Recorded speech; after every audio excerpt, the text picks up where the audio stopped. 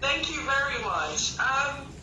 You made reference to the fact that you spent most of your life in Ife, which is southwest of Nigeria. Looking back on your growing up and right now, what would you say has changed? What are the disparities? Well, Ife of those days was a potpourri of different Nigerians from different parts of Nigeria. We converged in Ile-Ife. Ife was very similar to what we have in Lagos today. My father originally migrated from the old Midwest to Ile-Ife. My father came from present-day Edo State, from a village called Eve. Eve is in the Owan East local government today in Edo State. How he decided to go to Ife, a lot of people at that time, young, adventurous people, used to go to different parts of Nigeria just to eke a living. They wanted to survive. And my father worked with the Public Works Department, what we call PWD, or otherwise called Pongpong Wahala. They were road overseers. They built the roads. They restored the roads. They did general, overhaul of the infrastructure at the time. And they were very effective. You didn't need big contractors. You didn't need Julius Baja or anybody at that time. They were able to fix everything. And so he rose to become a road overseer. So a lot of them, we had a lot of Igbo people in Ife. For example, one of the leading pastors in my church, I went to an Aladura church, was a man I will never forget. Was an Igbo man. And his son was named Bamidele. We called him about Fine Face. And he had a son called Bamidele. You can imagine an Igbo man who named his son Bamidele. And during the war, no, I'm sure the son was older than me. During the war, he had to move back home to Biafra land. And you won't believe it, he left all his things in our care. He gave to different friends. And he came back after the war, everything was intact. Nobody touched anything. Nobody said because he was an Igbo man, oh, let's confiscate his property, let's do this or that, So Ile-Ife in those days was bubbling with unity. We were united. We saw ourselves as one. We had Sabo. My father used to have a restaurant just across the street from Sabo. Sabo was where the Hausas, we didn't know of Fulani then. Everybody was Hausa once you were a northerner. And they were there, and we all lived in peace. People married from different places. My grandparents were Muslims. My parents were Christians. It didn't matter to anybody. So I don't know where these characters came from, who suddenly felt the unity and peace of Nigeria after the war could be toyed with, to the extent that everybody I know today, except maybe those who are benefiting from the system in Nigeria, everybody wants to get out of this union. And I believe that is why you formed the organization. I don't have any problem with you, but I can tell you that what you have is an uphill task. I do like the challenge. Perhaps I should interject here and explain what the organization is about. So the Unity Project is all about promoting ethnic and religious harmony in Nigeria. And we believe that there is problems with the so-called unity that exists today, and we're looking for solutions. So we are opening up dialogues and opening up conversations across the nation, and we want to know what the problems are and how we can fix it. So we're not saying, oh, one Nigeria as it is. No, nobody has a capacity to do that. We cannot impose that. But, we're going to get to that. We're going to get to that point. Okay, my first question, sir. The pertinent question, Nigeria's unity, is it a possibility or is it a myth? Is it something that we can achieve, or is it something that's a tall dream? Nothing is impossible. Nothing is impossible. But a situation where some people want to turn their fellow citizens into third-class citizens, you cannot have a unity. The word unity itself comes from friction, conflict. When A and B are in conflict, A and B must agree on certain principles, conditions, conditionalities, configuration, and so on and so forth for you to have unity. But a situation where party A believes that it does not owe party B any explanation, a situation where party A views party B as its perpetual slave, you can never have unity. So unless a miracle happens and you have someone, whether it's Buhari or his surrogates or whatever they are, and suddenly a miracle happens and they have a change of heart, it's no longer a change of mind. It has moved beyond their mind now. Their mind is made up already that Nigeria belongs to a certain class and category of people. So you now have to go to their hearts. If something happens and they have a change of heart about Nigeria and about how they view fellow Nigerians, there will never be unity. And I can tell you, it is getting worse by the day.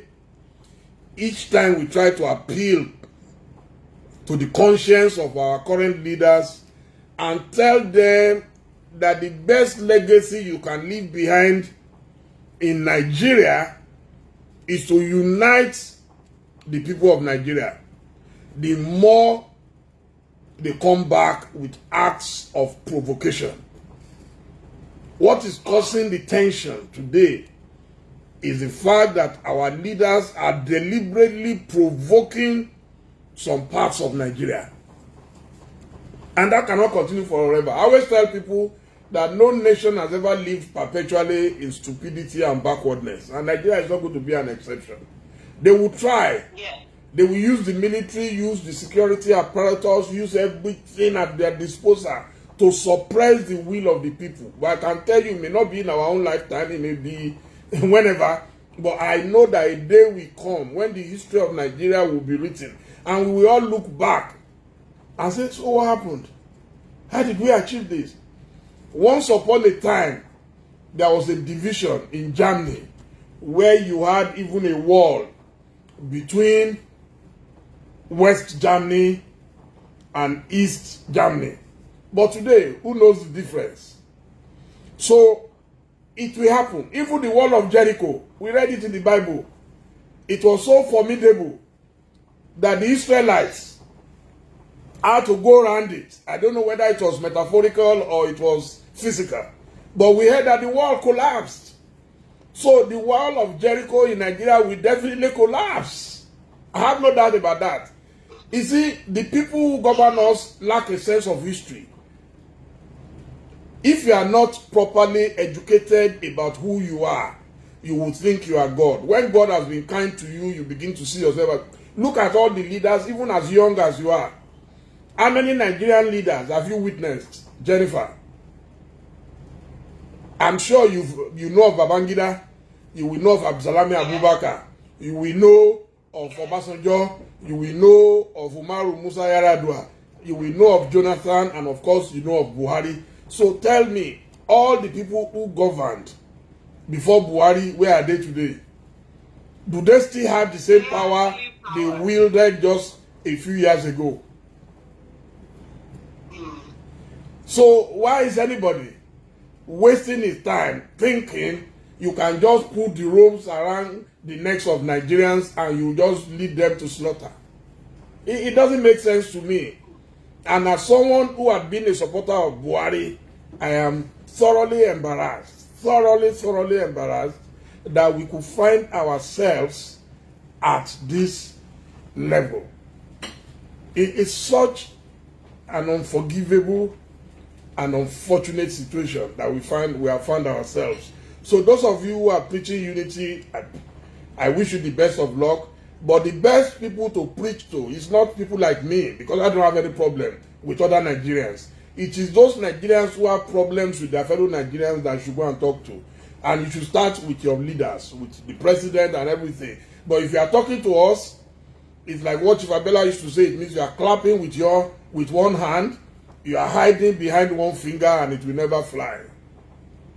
I'm not preaching to you, sir. The purpose of the interview, the purpose of the conference, is to understand the conflict. You already put in words what we're about. Unity comes from maybe a group of people who have come together in compromise. And in our research and what we've referenced on people we've interviewed, they have said the marriage of Nigeria today was forced upon us by the British. And it is not favorable to all the ethnic groups. So certain groups are marginalized and certain groups are in charge. And so we're looking for a way to resolve this conflict and have everybody together on the same page. That's what we're about. So the conference which we're having on the 18th is to ask Nigerians their own opinions. Because while people like you are vocal, there are other people who are just grumbling underneath. Perhaps our voices are not heard enough. I'd like to reference one of my previous interviewees. He said that Nigerians are very tolerant people. And the fact is, whatever government has done, people keep tolerating and they keep tolerating and they keep tolerating and nobody's speaking out. And so we're here to understand what the problems are and how we can resolve it. That's what our organization is about. We're not insisting we should continue the way we are. We're saying we want to understand the problem and we want to help. Jennifer. That's what we're about, sir. Jennifer, a Nigerian kid who was born 5-6 years ago already knows the problems of Nigeria. To say you want to understand the problems of Nigeria, I disagree. We all know the problems. It's the solution. And the solution is that each and every one of us must make a conscious effort and sacrifice. In fact, the key word is sacrifice. Anybody, and I've said this repeatedly, any leader, a president of a country as big, as complex, and complicated as Nigeria, who wants to represent the interests of his place of birth, cannot succeed. A president is supposed to be for everybody. If you want to represent your area, then you must be an emir, a chief, a warlord, a bandit, like you have it all over the world, where people fight. They fight for the rights of their own people. But in a union, everybody must agree to sit together. A president cannot tell me, a president, you cannot say you don't know the problem of Nigeria. Before our very eyes, there are bandits in Nigeria. And you have a leadership that knows the whereabouts of these bandits. And they are untouchable. And then you now go after those who have not carried any weapon against their country. But just for talking, you go after them. Just for saying, if this thing persists, we will react and retaliate. You go after them. You will get the police to go after them. And the same police and military will not go after those who have already committed acts of treason. You can't do that and tell me you don't know the problems of Nigeria. Those who were calling for restructuring, they are the grammarians. There are people who are no longer interested in restructuring. That what are you restructuring? Who will do the restructuring? Who will even agree to the restructuring? But let me tell you, the sad part is that those who are mostly affected now, I didn't mind. You see, let me tell you, if the North decides that they want Sharia law, I have no problem with it, as long as you are not going to come to my state and compel me to follow Sharia when there is no Sharia in my constitution. These are some of the issues that we have. If you like, you can say you don't mind if there are bandits in Zamfara. I'm not from Zamfara. Do you understand? But if you export it from Zamfara and you are going southwards and you are saying the people of the south have no right to cry out and put a stop to it, then something is wrong. That is the problem we have. That look, if it is convenient for you for bandits to operate unrestrained and unabated, that's your business. But you cannot say that someone will come to my farmland, I planted my maize, planted my yam, and you just bring cows and they roam majestically on my farmland, and you tell me I have no right to complain. So what manner of leader are you? So that is the problem. I don't have anything personal against anybody. I have a lot of fantastic Fulani friends, well educated, very urbane, very cultured. But the opposite, they've allowed the opposite. Those who are not educated, those who don't contribute anything meaningful, they don't pay anything, nothing to the state. And a lot of them are even acknowledged as foreigners. You allow them to roam freely and you don't do anything about them. And then you have a Sunday Igboho in Ibadan who is saying, no, I'm not going to sit down, arms akimbo, and watch some people, foreigners, invaders, whatever you want to call them, come to my farmland and destroy everything, and you tell me I have no right. How do you talk about unity to me? That is the problem. Thank you, sir. I'd like to express a view, which is that for us to fully understand all the problems, we need all the parties at the table. So we have part of the parties speaking out, and the other parts are saying consenting things. And I do hope that you will participate on the 18th and get to listen to some of the views. Okay. One of the questions I want to ask... Who are the people sitting down? I have yet to get Jennifer, who are the... I didn't get that. Who are the people sitting down? Who are the parties sitting down to talk? How did you choose them? How did you select them? The parties that we have ordinary Nigerians. We also have various leaders of organizations that want this Nigerian divide, and we want to understand how we will do this. Okay, so my question to you, sir, is if we're having this divide, I've heard suggestions such as we're having a regional breakaway, or we're going for a confederation where every state is responsible for its own laws, its own security, and maintaining its own wealth. What do you prefer? What do you think would work? I will start from the beginning. Or every state is starting. No, I will start from the beginning. You say you are sitting down with people. How do you sit down with people who have no power to enforce anything? The people you need to speak with, let me tell you, one of the things we do the best in Nigeria is we talk a lot and do nothing. This part of what we're doing now. We're just talking. What we're talking now is of no effect. Some people are sitting down somewhere now and drinking their tea or whatever and saying, I don't mind them. Let them keep talking. Let us stop wasting our time. You cannot dialogue with yourself. You cannot dialogue with someone who does not want any dialogue. You cannot talk to somebody who says you are a slave. And if you say you want to go, I will injure you. I will not let you go because I control the military. I control the police. That is the problem. So what you are doing now is you are just scratching it on the surface. There are fundamental issues to be addressed. I am not going to participate in a dialogue or conversation that I know will lead nowhere. These people have made up their minds. They are not stupid. They know what they are doing. They've planned it over time. And they've decided that you and I have no right to challenge it. And unfortunately, you also have leaders in the southwest, in the southeast, in the south-south, in the north-central, and all across Nigeria. You have leaders who are chicken-hearted. I read a region of Nigeria over the weekend that they formed a security committee. And what is the agenda of the security committee?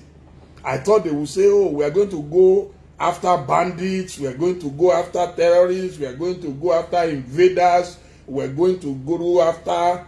Do you understand? No, but it's obvious that they are forming their security probably to fight some people who are agitating for freedom within their zone. It doesn't make sense to me. You understand? You are not facing your oppressors. You are facing your own local people, your own citizens, who are demanding as a matter of legitimate right to say, look, we want freedom of association. We want to determine who we want to associate with.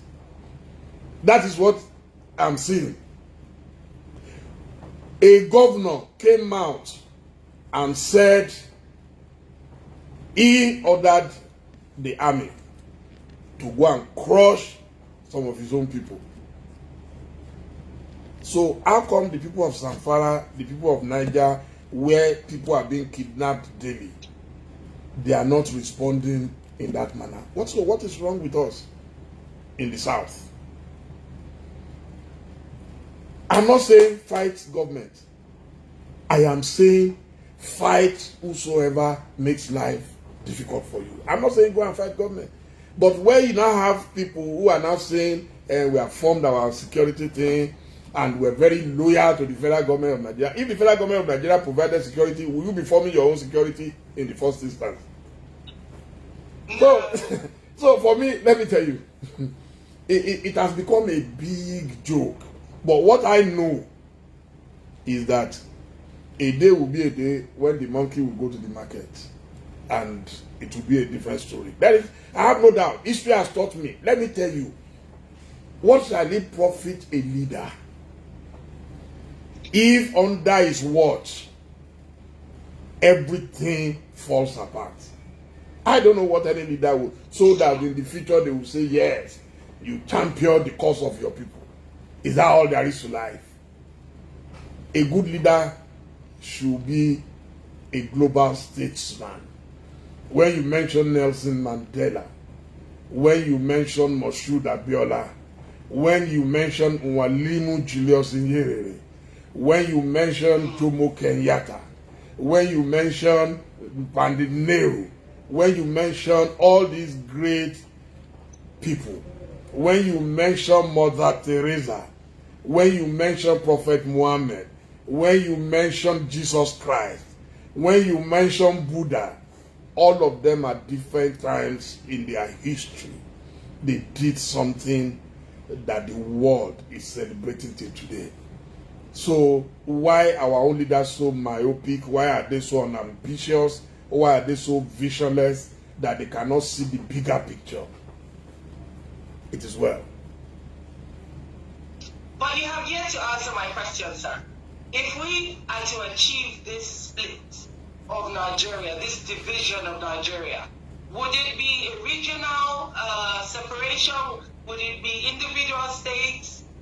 If, let's just say, hypothetically, we are able to address the federal government of Nigeria today, or United Nations, or African Union, and we are able to get attention to say, okay, we want to go.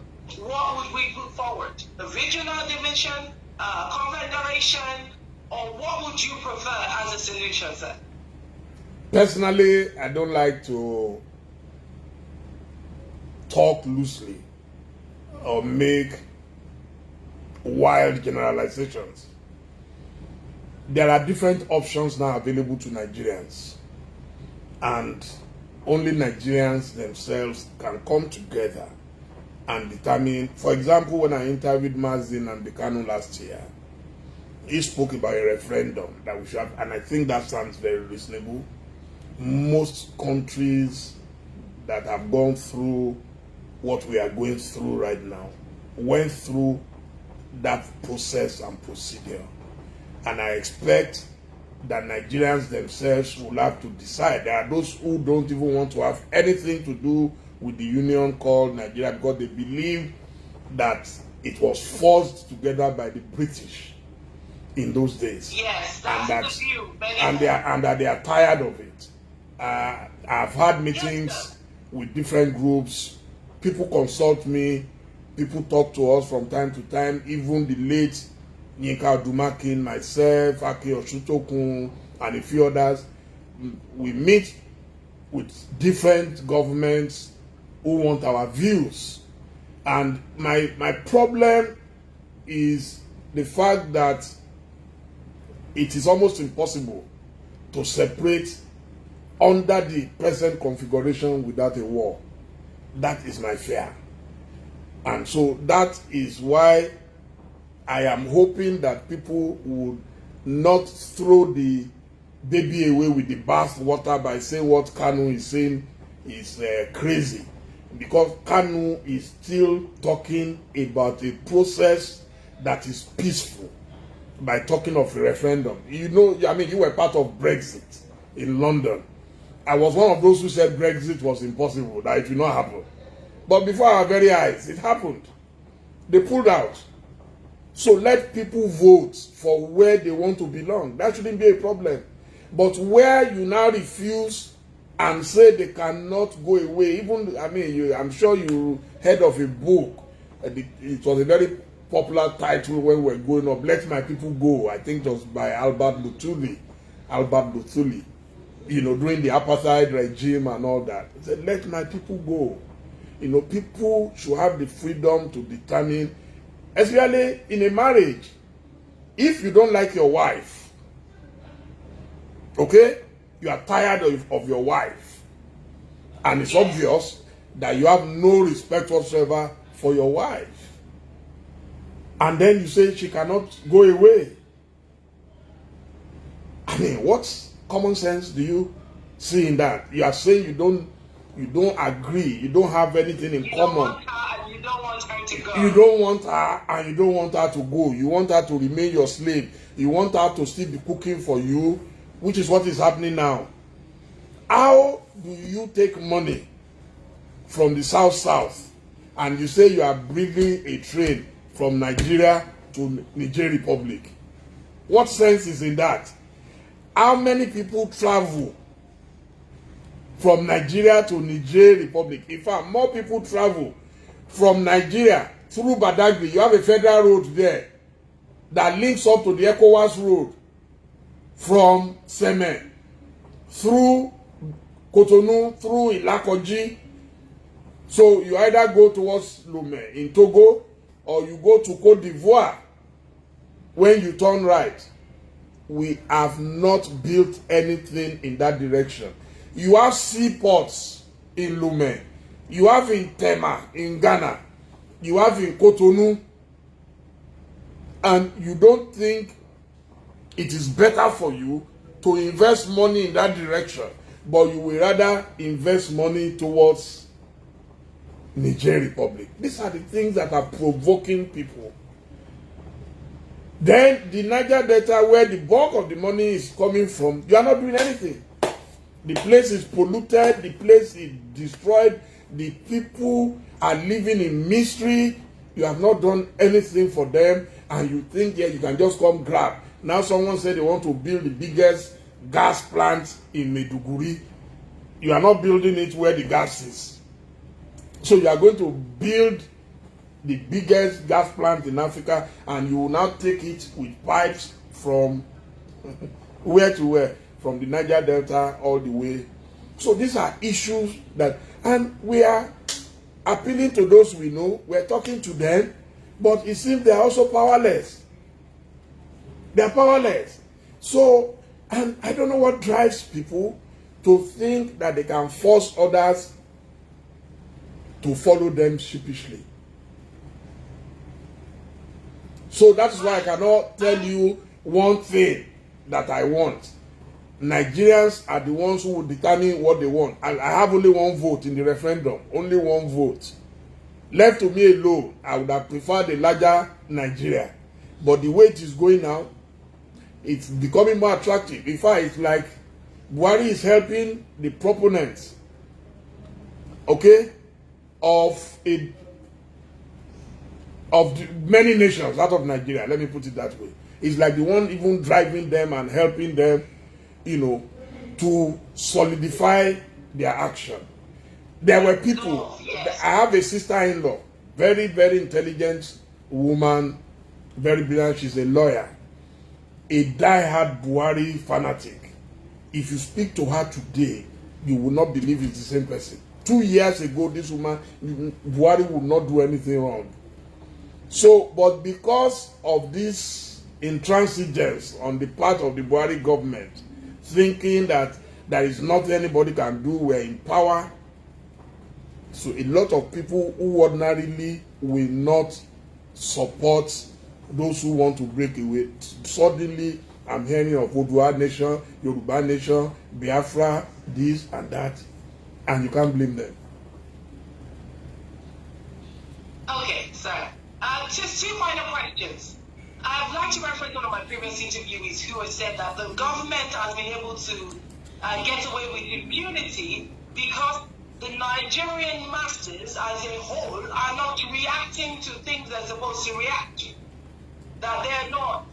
It's just a few individuals here and there who speak and then they're intimidated to keep quiet.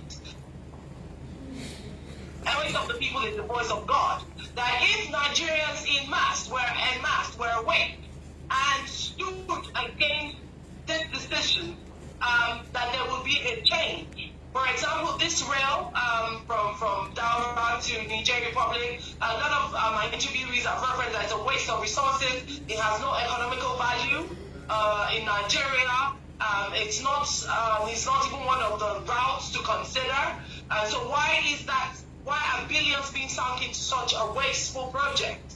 And then masters, if we're looking at the young people and a huge percentage of the population are not even reacting to this news.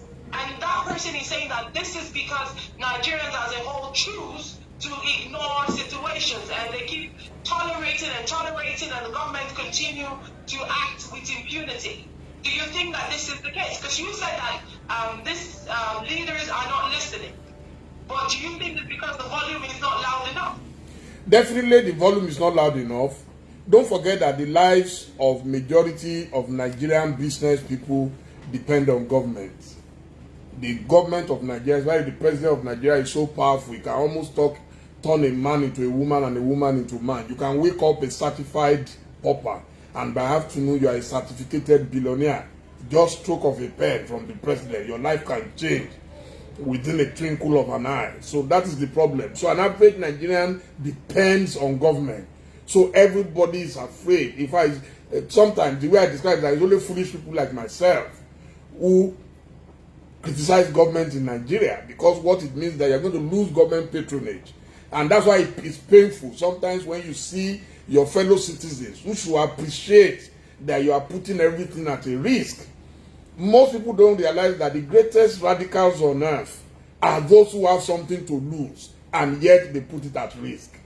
A radical is not a poor man. They say a man who is down fears no fall. A radical is an Abiola who had everything to lose and chose to spend 4 years of his life in prison till he died. That, for me, is a radical. So, a lot of people in Nigeria are not ready to make the... I see people today say, oh, if Abiola, if he didn't fight government, oh, he will be alive today. I say, so, he will be alive, a useless man, when he sees what is wrong in his country and is not able to speak, then he dies of headache or stomach ache. Is that a worthy life? And I tell them, Abiola died a good death. Abiola today will be remembered forever. Kudirat Abiola will be remembered forever. There is no country in the world that has made it where some people did not have to make sacrifice. Why is our own different? Why is everybody thinking it will happen by sitting down in the comfort of your homes or by going to church and praying like praying mantis? No. Nigerians must speak up. It does not cost you a dime to speak up. In fact, now you are even lucky, unlike our time when we used to face the military on the street. Now you can sit in your home and reach millions of people. As we are talking now, people are watching us. I hooked up on Facebook. As we're speaking now, we have 1.1k people, over 1,000 people, as I'm talking to you now, watching on Facebook. So people are watching. People will watch it on YouTube, they watch it all over the world. So just speak up. Let people know. If our important people, all the artists, who control millions of followership. If they decide to, they don't even need to go to Lekki toll gate before people will feel their impact. But you think only a few people Showore has his business. Showore can sit in America and not come to Nigeria. But he chose to come home. And yet you will still find people who are busy. What is wrong with him? I said, look, if you can't praise him, I'm not saying you should praise anybody, please tolerate everybody. Anybody who is doing something, no matter how little, let us appreciate them. But rather we are fighting amongst ourselves. Oh, who is Showore, who is Dele Momodu, who is Morganu, who is Fela Durotoye. That is not going to solve our problem. Our problems will be solved when we all realize that we have a big problem at hand.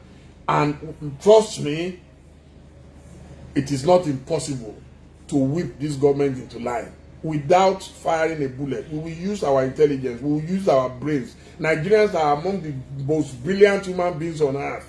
We're not going to allow anybody to reduce us to a country of cows. It's not going to happen. Look at how many Nigerians you have in the cabinet of Joe Biden today, and then we are still talking about cows. Look at what happened in Ghana today. I just read on Twitter that Twitter now is having its headquarters, its African headquarters in Ghana.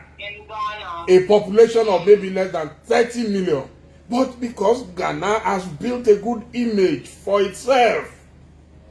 Anytime you read anything about Nigeria now, it's about cows, it's about banditry, it's about kidnapping, it's about... So who wants to bring a business to...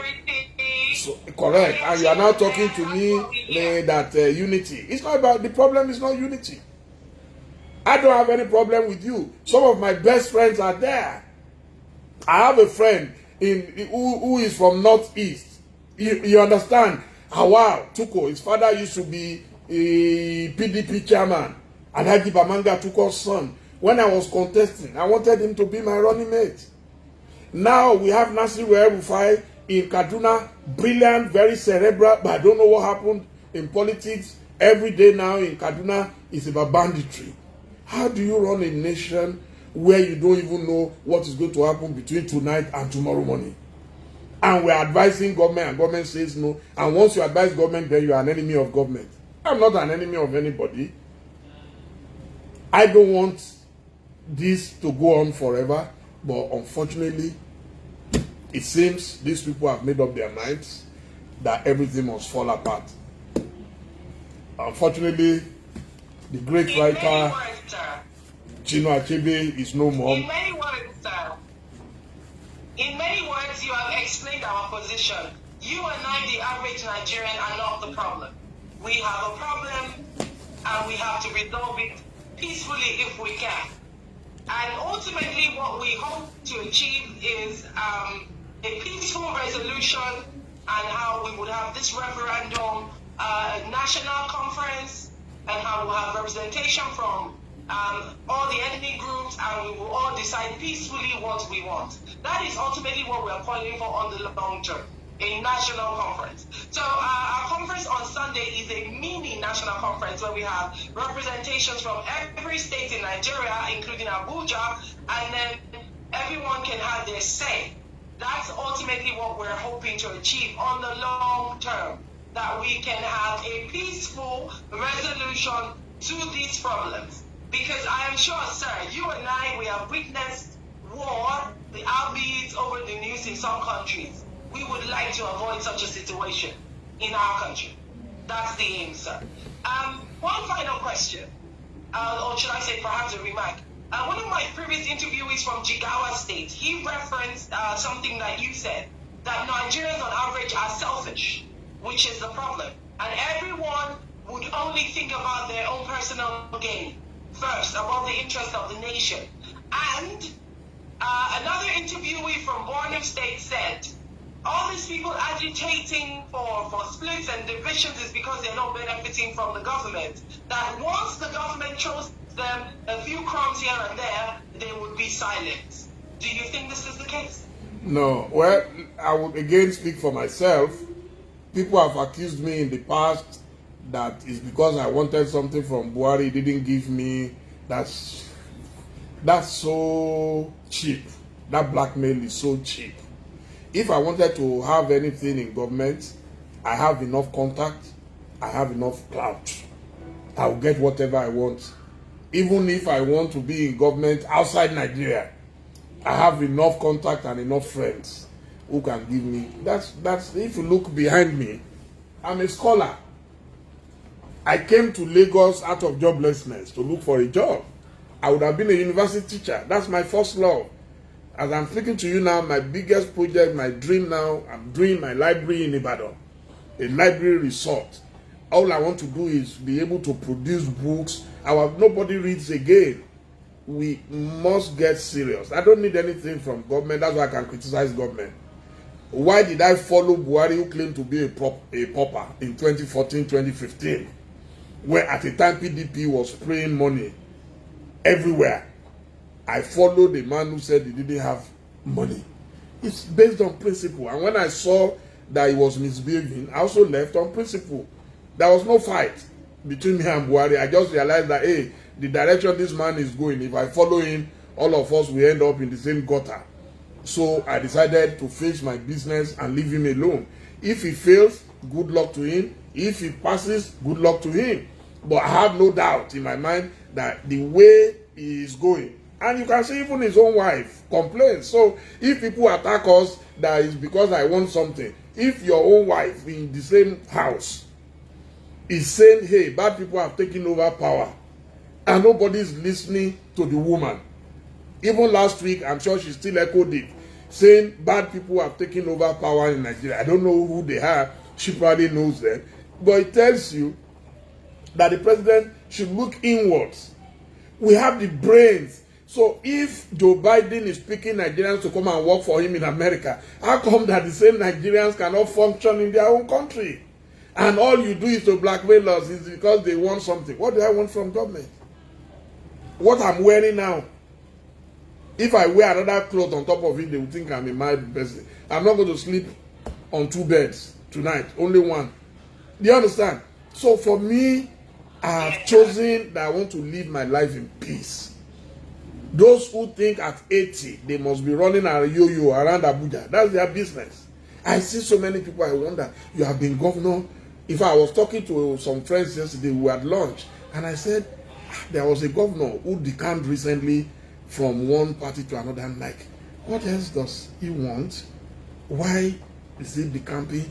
So and you are nearer 70 now, so why don't you find time to go back to your family, live with your children, your grandchildren, travel around the world? You've made money, you've made everything. I don't understand these people.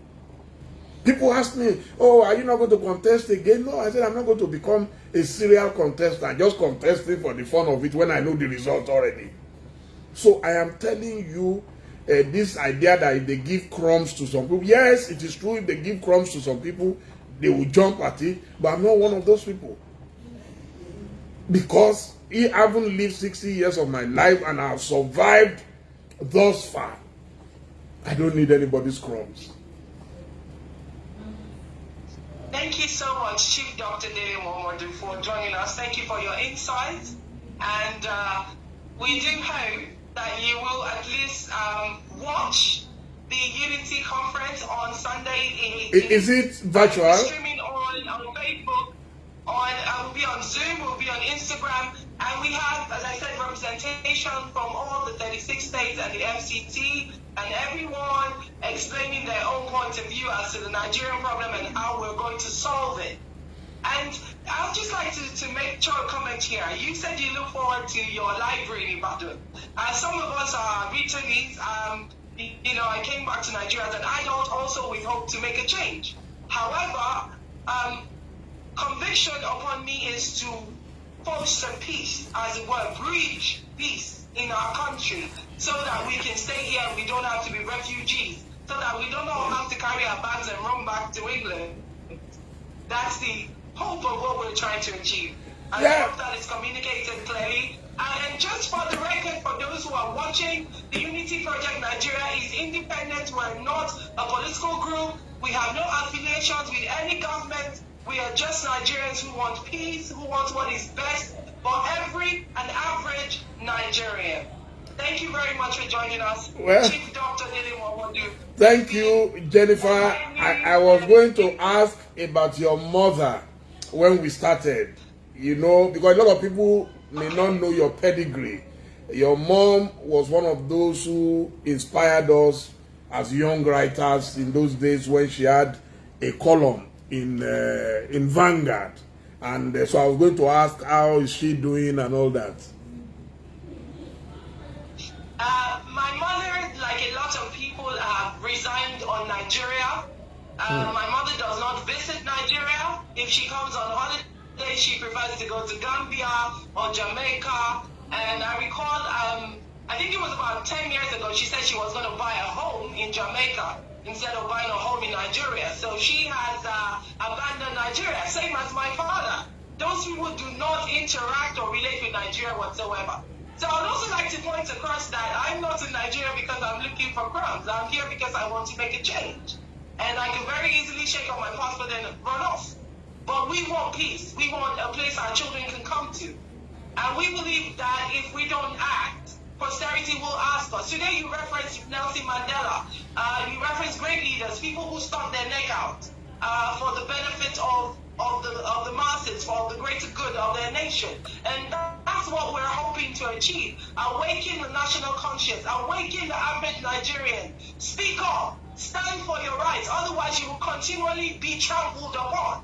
And if you cannot even speak up for your rights, support those people who are speaking up for your rights. Nigerians on average are not supportive of anyone who's trying to make a change. And I like to reference Shomore Two-Face when he was arrested. You know, a lot of Nigerians came out on social media and they cussed him out. We never want to support anybody. So how are we going to make a change? Well, I hope you and I will have another opportunity. If we want this separation, we all must come out. For example, I interviewed Otuma Gani Adams, and he talks about the Yoruba nation. And when you speak to 10 Yoruba people, 8 out of them says, who is Gani Adams? He's an idiot. Okay, but you are not happy with what the government is doing. Gani Adams is sticking out his neck saying he's going to do something, and you're not ready to support him. Same thing in the East, all over the country. I'm saying that Nigerians should know what they want. Nigerians should come out and speak for what they want. They should stand with what they want. That's the only way they're going to have a change, rather than grumbling quietly. That's the whole aim, sir. I agree with you. I have the same frustration.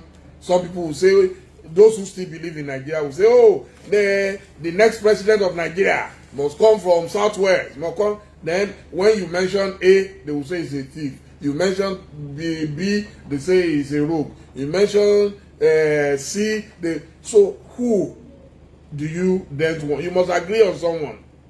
And the earlier you do, the better. Because a presidential election is not an overnight thing you can win. So it's frustrating. Trust me. Even those who say we want Nigeria to break up. Okay, what are the things you want to see in that new country? How do you arrive at that new country? We can't agree. So, I don't know. That's why the enemies are laughing. Because the enemies know that a lot of us are not serious. The enemies know that a lot of us don't have the balls to even fight for our beliefs. Which is very